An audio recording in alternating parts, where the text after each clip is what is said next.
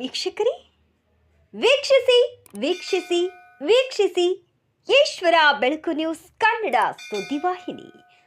ವೀಕ್ಷಿಸಿ, ಮೊದಲಿಗೆ ಸಬ್ಸ್ಕ್ರೈಬರ್ ಮಾಡಿ, ಶೇರ್ ಮಾಡಿ, ಕಮೆಂಟ್ ಮಾಡಿ, ಒಂದು ಲೈಕ್ ನೀಡಿ, ಬೆಲ್ ಐಕಾನ್ನ ಕ್ಲಿಕ್ ಮಾಡಿ. ನಮಸ್ಕಾರಗಳು. ಬಾಲ್ಕಿ ಪಟ್ಟಣದಲ್ಲಿ ಇಂದು ಕಾರ್ಮಿಕ ಇಲಾಖೆಯ ಇನ್ಸ್ಪೆಕ್ಟರ್ಗಳಾದ ಮಂಜುನಾಥ್ ಅವರು ಕಾರ್ಮಿಕ ಸಂಘಟನೆಯ ಪದಾಧಿಕಾರಿಗಳು ಹಾಗೂ ಕಾರ್ಮಿಕರು ಸೇರಿಕೊಂಡು ಸರಳ ರೀತಿಯಲ್ಲಿ ಕಾರ್ಮಿಕರ ದಿನಾಚರಣೆಯನ್ನು ಆಚರಣೆ ಮಾಡಲಾಯಿತು. ಅದೇ ಸಂದರ್ಭದಲ್ಲಿ ಕರ್ನಾಟಕ ಕಟ್ಟಡ ಮತ್ತು ಇತರ ನಿರ್ಮಾಣ ಮಂಡಳಿಯಲ್ಲಿ ನೋಂದಣಿಯಾಗಲು ಮತ್ತು ಕರ್ನಾಟಕ ರಾಜ್ಯ ಅಸಂಘಟಿತ ಕಾರ್ಮಿಕ ಸಾಮಾಜಿಕ ಭದ್ರತೆ ಮಂಡಳಿಯಲ್ಲಿ ಬೇಕಾಗಿರುವ ದಾಖಲಾತಿಗಳು, ಕರಪತ್ರಗಳು ಬಿಡುಗಡೆ ಮಾಡಿರ್ತಾರೆ. ಕಾರ್ಮಿಕರೆಂದರೆ ಬರೀ ವರ್ಕರ್ಸ್ ಅಷ್ಟೇ ಅಲ್ಲ, ಬೇರೆ ಬೇರೆ ರೀತಿಯಲ್ಲಿರುವ ಕೆಲಸ ಮಾಡುವ ಕಾರ್ಮಿಕರು ಕೂಡ ಅಸಂಘಟಿತ ಕಾರ್ಮಿಕರಾಗಿರ್ತಾರೆ ಎಂದು ಹೇಳಿರ್ತಾರೆ. ಇದರ ಸದಾ ಉಪಯೋಗ ಎಲ್ಲರನ್ನೂ ಪಡೆದುಕೊಳ್ಳಬೇಕೆಂದು ಮೇ 1ನೇ ತಾರೀಕು ವಿಶ್ವ ಕಾರ್ಮಿಕ ದಿನಾಚರಣೆ ಮುಖಾಂತರ ಕಾರ್ಮಿಕರಲ್ಲಿ ವಿನಂತಿ ಮಾಡಿಕೊಂಡಿರ್ತಾರೆ. ಎಲ್ಲ ಕಾರ್ಮಿಕ ಬಂಧುಗಳು ಬಾಬಾ ಸಾಹೇಬ್ ಅಂಬೇಡ್ಕರ್ ಅವರ ಕೊಡುಗೆಯನ್ನು ಸ್ಮರಿಸಿ, ಗೌರವಿಸಿ, ಅವರ ಆದರ್ಶಗಳನ್ನು ಸಾಕಾರಗೊಳಿಸಿ, ಜಾತಿ ಭೇದಗಳ ತೊರೆದು ಶ್ರಮಿಕರಲ್ಲೇ ಒಂದಾಗೋಣ. ಸಂವಿಧಾನ ಶಿಲ್ಪಿ ಡಾಕ್ಟರ್ ಬಾಬಾ ಸಾಹೇಬ್ ಅಂಬೇಡ್ಕರ್ ಅವರ ಕೊಡುಗೆ ಅಪಾರವಾದದ್ದು. ಆದ್ದರಿಂದ ಪ್ರತಿಯೊಬ್ಬ ಶ್ರಮಿಕರು ಇಂದು ಬಾಬಾ ಸಾಹೇಬ್ರನ್ನು ಸ್ಮರಿಸಿಕೊಳ್ಳಲೇಬೇಕು. ಕಾರ್ಮಿಕರಿಗಾಗಿ ಅಂಬೇಡ್ಕರ್ ಭೂಹೀನರ, ಕೃಷಿಕರ ಹಾಗೂ ಕಾರ್ಮಿಕರ ಹಿತಾಸಕ್ತಿಗಳನ್ನು ರಕ್ಷಿಸುವ ಮುಖ್ಯ ಉದ್ದೇಶದಿಂದ 1930ರಲ್ಲಿ ಇಂಡಿಪೆಂಡೆಂಟ್ ಲೇಬರ್ ಪಾರ್ಟಿ ಅಂದರೆ ಸ್ವತಂತ್ರ ಕಾರ್ಮಿಕ ಪಕ್ಷವನ್ನು ಸ್ಥಾಪಿಸಿದರು.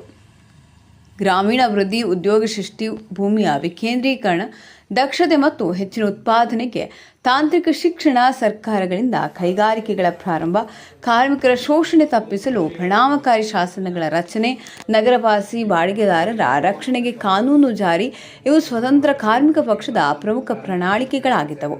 1937ರಲ್ಲಿ ನಡೆದ ಚುನಾವಣೆಯಲ್ಲಿ 17 ಅಭ್ಯರ್ಥಿಗಳ ಪೈಕಿ ಬಾಬಾ ಸಾಹೇಬ್ರ ಪಕ್ಷದ 15 ಅಭ್ಯರ್ಥಿಗಳು ಜಯಗಳಿಸಿದರು.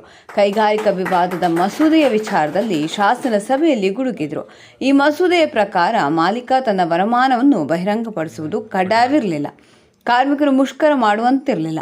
ಬಾಬಾ ಸಾಹೇಬರು ಶಾಸನವನ್ನು ವಿರೋಧಿಸಿ 60ಕ್ಕಿಂತ ಹೆಚ್ಚಿನ ಟ್ರೇಡ್ ಯೂನಿಯನ್ಗಳನ್ನು ಸಂಘಟಿಸಿ ಮುಷ್ಕರ ಹೂಡಿ ಮಸೂದೆ ವಿರುದ್ಧ ಯಶಸ್ಸು ಪಡೆದು ಕಾರ್ಮಿಕ ನಾಯಕರಾಗಿ ದೇಶದ ಶ್ರಮಿಕ ವರ್ಗವನ್ನು ಪ್ರತಿನಿಧಿಸಿದರು. ಬ್ರಿಟಿಷ್ ವೈಸ್ರಾಯ್ ಸಚಿವ ಸಂಪುಟದಲ್ಲಿ ಕಾರ್ಮಿಕ ಸಚಿವರಾಗಿ 1942ರಿಂದ 1946ರವರೆಗೆ ಕಾರ್ಯನಿರ್ವಹಿಸಿದ ಬಾಬಾ ಸಾಹೇಬರು ಕಾರ್ಮಿಕ ಹಿತರಕ್ಷಣೆಗಾಗಿ ತಮ್ಮದೇ ಆದ ಕೊಡುಗೆಗಳನ್ನು ನೀಡಿದ್ದಾರೆ. ನಿರುದ್ಯೋಗಿಗಳಿಗೆ ಉಪಯುಕ್ತವಾಗಲೆಂದು ಉದ್ಯೋಗದ ಮಾಹಿತಿಗಾಗಿ ಉದ್ಯೋಗದ ವಿನಿಮಯ ಕೇಂದ್ರಗಳು ಸ್ಥಾಪಿಸಿದರು. ಕಾರ್ಮಿಕರ ಹಿತರಕ್ಷಣೆಗಾಗಿ ಕಾರ್ಮಿಕರಿಗೆ ಶಿಕ್ಷಣ, ವೈದ್ಯಕೀಯ, ಸಾಂಸ್ಕೃತಿಕ ಸೌಲಭ್ಯ ರೂಪಿಸಿದರು. ಕಾರ್ಮಿಕರ ಕೆಲಸದ ಅವಧಿಯನ್ನು 14 ಗಂಟೆಯಿಂದ 8 ಗಂಟೆಗೆ ಇಳಿಸಿದರು. ಕಾರ್ಮಿಕರ ವ್ಯಾಜ್ಯಗಳ ಇತ್ಯರ್ಥಕ್ಕಾಗಿ ರಾಜ್ಯ ಸಂಧಾನ ಮೀಡಿಯೇಷನ್ಗಳು ಕಾಯ್ದೆಯಲ್ಲಿರುವಂತೆ ನೋಡಿಕೊಂಡರು. ಮಹಿಳಾ ಕಾರ್ಮಿಕರಿಗೆ ಹೆರಿಗೆ ಸಹಿತ ರಜೆ, ವಿಶೇಷ ಕಲ್ಯಾಣ ನಿಧಿ, ಪ್ರತ್ಯೇಕ ಶೌಚಾಲಯ, ಇತರ ಸುರಕ್ಷತಾ ನಿಯಮಗಳನ್ನು ಜಾರಿಗೊಳಿಸಿದರು. ಕಾರ್ಮಿಕರಿಗೆ ಕಲ್ಯಾಣ ನಿಧಿ, ಭವಿಷ್ಯ ನಿಧಿ ಕಾಯ್ದೆ, ಕಾರ್ಖಾನೆ ಕಾಯ್ದೆ, ಕಡ್ಡಾಯ ವಿಮೆ, ಕನಿಷ್ಠ ಕೂಲಿ, ವೇತನ ಪರಿಷ್ಕರಣೆ ಜಾರಿಗೆ ತಂದರು. ಸಂಘಟನೆಯ ಪ್ರಮುಖರಾದ ಅನಿಲ್ ಅಲೆಪುರಗೆ, ಗುಂಡಪ್ಪ ಜ್ಯೋತಿ, ಸುನಿಲ್ ಸೂರ್ಯವಂಶಿ, ಜರಪ್ಪ, ಯಶವಂತ್ ಬೀರಗಿಕ್ಕರ್, ರಾಮ್ ಜಗತಾಪ ಇನ್ನಿತರರು ಉಪಸ್ಥಿತರಿದ್ದರು. ವರದಿ ಸತೀಶ್ ಕುಮಾರ್ ಖಲಾಬೀದರ್. ಅದರಲ್ಲಿ ಅಕ್ಕ ಸಾಲಿಗರು ಬರ್ತಾರೆ, ಚಿಂದಿ ಆಯೋರು ಬರ್ತಾರೆ, ಮನೆ ಕೆಲಸದವ್ರು ಬರ್ತಾರೆ, ಕ್ಷೌರಿಕರು ಬರ್ತಾರೆ, ಆಮೇಲೆ ಕುಂಬಾರರು ಬರ್ತಾರೆ, ಪಟ್ಟಿ ಕಾರ್ಮಿಕರು ಬರ್ತಾರೆ. ಸುಮಾರು ಥರ ಇದೆ ಫೆಸಿಲಿಟಿ. ಆ ಫೆಸಿಲಿಟಿ ತಾವೆಲ್ಲ ಕಾರ್ಮಿಕರು ಸೌಲಭ್ಯನ ತಗೋಬೇಕು. ತಾವು ಇಲ್ಲ ಯೂನಿಯನ್ ಅಧ್ಯಕ್ಷರಿದ್ದೀರಿ, ನಿಮ್ಮ ಯೂನಿಯನಲ್ಲಿ ತಿಳಿಸ್ರಿ ಎಲ್ಲರಿಗೆ. ಆಮೇಲೆ ತಾವು ಮಾಧ್ಯಮ ಮಿತ್ರದವರು ನೀವು ಎಲ್ಲ ಕಡೆ ಹೇಳಿ. ಅವ್ರು ಏನಿದೆ ಎಲ್ಲ ಆನ್ಲೈನ್ ಅಪ್ಲಿಕೇಶನ್ ಇದೆ.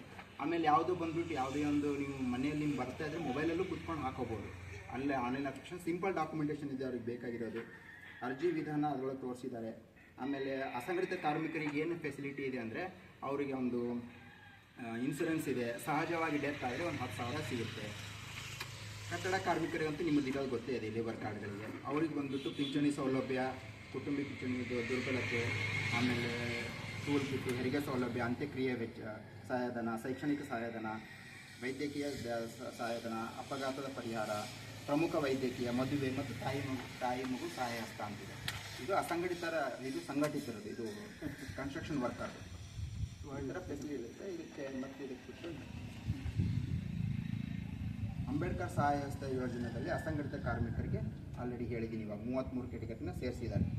ಸೊ ಎಲ್ಲ ಆನ್ಲೈನ್ ಇರೋದ್ರಿಂದ ಅವರಿಗೆ ಏನು ಅಸಂಘಟಿತರಿಗೆ ಏನು ಫೆಸಿಲಿಟಿ ಇದೆ ಅಂದರೆ ಅಪಘಾತದ ಪರಿಹಾರ 1 ಲಕ್ಷ ಇದೆ. ಆಮೇಲೆ ಏನಾದರೂ ಶಾಶ್ವತ ದುರ್ಬಲತೆ ಆದರೆ 1 ಲಕ್ಷದವರೆಗೂ ಸಿಗುತ್ತೆ. ಮೆಡಿಕಲ್ ಏನಾದರೂ ಇದ್ದರೆ ಅದನ್ನು 50,000ದವರೆಗೂ ಸಿಗುತ್ತೆ. ಅದು ಅಂದರೆ ಹಾಸ್ಪಿಟಲ್ ಸೆಲೆಕ್ಟೆಡ್ ಹಾಸ್ಪಿಟಲ್ ಇದೆ, ಎಲ್ಲ ಹಾಸ್ಪಿಟಲ್ ಇಲ್ಲ. ಆ ಲಿಸ್ಟಲ್ಲಿ ಏನಾದರೂ ಹಾಸ್ಪಿಟಲ್ ಇದ್ರೆ ಮಾತ್ರ ಸಹಜವಾಗಿ ಏನಾದರೂ ಡೆತ್ ಆದರೆ ಅವರಿಗೆ 10,000 ಸಿಗುತ್ತೆ. ಅದು ಆನ್ಲೈನ್, ಎಲ್ಲ ಆನ್ಲೈನ್ ಅಪ್ಲಿಕೇಶನ್ ಇರೋದು ಅಸಂಘಟಿತ ಕಾರ್ಮಿಕರಿಗೆ. ಸೊ ಅದಕ್ಕೆ ನೀವೆಲ್ಲ ಸ್ವಲ್ಪ ಪಬ್ಲಿಸಿಟಿ ಇದನ್ನು ಹೇಳಿ.